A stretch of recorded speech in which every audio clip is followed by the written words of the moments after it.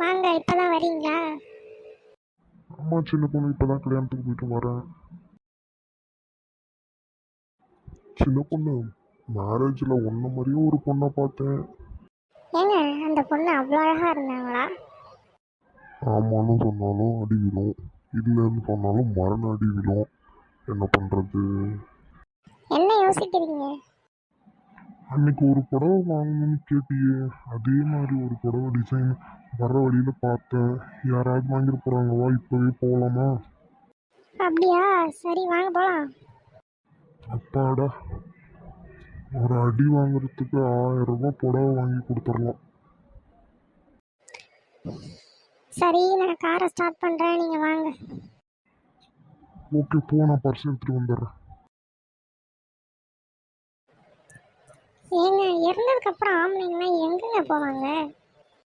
இதுல என்ன டவுட் இருக்கு? சொர்க்கத்துக்கு தான் போவாங்க. அப்புறம் நாங்கெல்லாம் எங்கே போகிறது? எல்லா பக்கமும் லாக் செஞ்சா எப்படிமா பண்றது?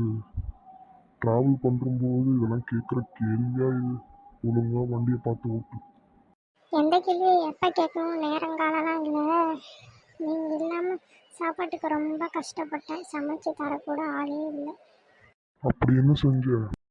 காலையில் பால் காய்ச்ச சட்டியை ஸ்டவ்வில் வச்சேன். ரொம்ப நேரம் வெயிட் பண்ணி பார்த்தேன், பால் பொங்கவே இல்லை. அப்படியா, என்னாச்சு? ஏங்க, அது பால் இல்லை, வெள்ளையாக இருக்குன்னு இட்லி மாவை வச்சுட்டேன். அப்புறம் என்ன செஞ்ச? நீங்கள் வீட்டுக்கு வந்த உடனே என்ன சாப்பிட கொடுத்தேன்னா, அதையும் இப்போ சொல்லி காட்டுற? அந்த தீஞ்சு போன மாவை, இட்லி மாவை எங்கே கொட்டுறதுன்னு யோசித்தேன். உங்கள் வயிறு தான் சரியான இடம்னு தோணுச்சு. அதான் டொமேட்டோ சாஸ் ஊற்றி சாப்பிட கொடுத்தேன். உனக்கு வாய் குறிச்சிய சமைச்சு போட்ட எனக்கு என்னை கொலை பண்ண பார்த்துருக்கியே. சரி விடு, என்ன பண்ணுறது? என்னைக்கா இருந்தாலும் உன் கையில் தான் சாவு எனக்கு.